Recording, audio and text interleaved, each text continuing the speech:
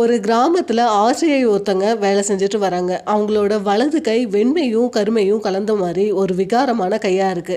அவங்களுக்கு ஒரு 8 வயசுல ஒரு குழந்தை இருக்கு. அந்த குழந்தை கேட்டுச்சான், ஏமா நீ ரொம்ப அழகா இருக்க, ஆனா உன் கை மட்டும் இப்படி விகாரமா இருக்கே அப்படின்னு கேட்டுச்சான்.